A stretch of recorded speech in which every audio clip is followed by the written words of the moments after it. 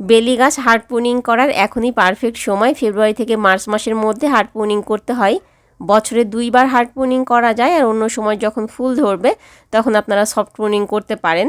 তো প্রতি বছরই প্রুনিং করা হয়। এবার ভাবছিলাম আপনাদের সঙ্গে শেয়ার করব না, যেহেতু অলরেডি আমার ভিডিও শেয়ার করা আছে, কিন্তু কিছু কিছু আপু আমাকে মেসেজ করতেছেন যেন আমি অবশ্যই শেয়ার করি। হার্ড প্রুনিংয়ের অর্থ হলো গাছের যে ডালগুলো আছে সেগুলো সবগুলোকে একটা সাইজ করে কেটে ফেলা, একটু বেশি করে কেটে ফেলতে হবে।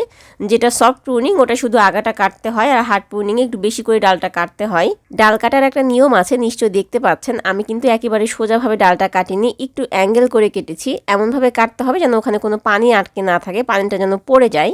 কাটা অংশে আমি ফাঙ্গিসাইড লাগিয়ে দিচ্ছি। আপনাদের হাতের কাছে যদি ফাঙ্গিসাইড না থাকে সেক্ষেত্রে হলুদের গুঁড়া লাগিয়ে দিতে পারেন, একই কাজ করবে। ধারালো কোনো কিছু দিয়ে কেটে নেওয়ার চেষ্টা করবেন যেন খুব স্মুথভাবে কাটা হয় এবং গাছটা আঘাতপ্রাপ্ত না হয়। প্রথমে ভেবেছিলাম গাছের গোড়ার মাটিগুলোকে খুঁচিয়ে দিয়ে এখানে কিছু সার দিয়ে রেখে দিব, হয়তো বা টপটা চেঞ্জ করব না বা মাটিগুলো চেঞ্জ করব না, কিন্তু মাটি খোঁচাতে যেয়ে হঠাৎ আমার মনে হলো ভেতরে হয়তো বা অনেক বেশি শিকড় হয়ে গিয়েছে।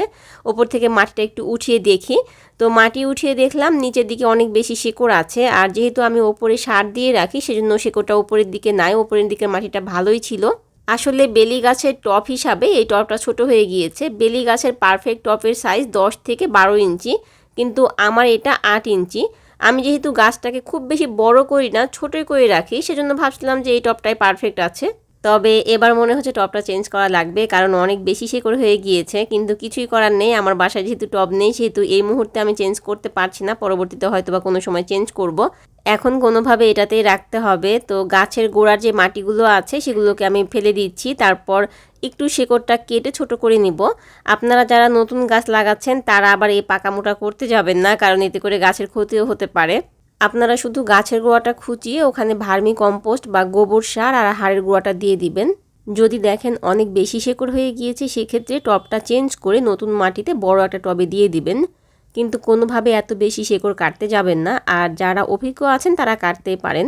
আমি নিচ থেকে অনেকখানি শেকড় কেটে ফেলেছি, জানি না আমার গাছের কি অবস্থা হবে। আমার কাছে মাটি রেডি করা ছিল না, সেজন্য যতটা সম্ভব পুরনো মাটি থেকে শেকড়গুলোকে আলাদা করে ওই মাটিটাই ব্যবহার করছি। আসলে গাছের মাটি চেঞ্জ করা বা টব চেঞ্জ করার জন্য আমি একদমই প্রস্তুত ছিলাম না, সেই জন্য যা আছে সেটা দিয়ে করে নিচ্ছি। এবার এর উপরে সার দিয়ে দিচ্ছি। আমি এখানে প্রথমে দিয়েছি ভার্মি কম্পোস্ট, তারপরে দিয়েছি হাড়ের গুঁড়া। আর কোনো সার এখানে দিব না, জাস্ট ভার্মি কম্পোস্ট আর হাড়ের গুঁড়াটা ব্যবহার করছি, আর তার উপরে আবারও মাটি দিয়ে দিচ্ছি।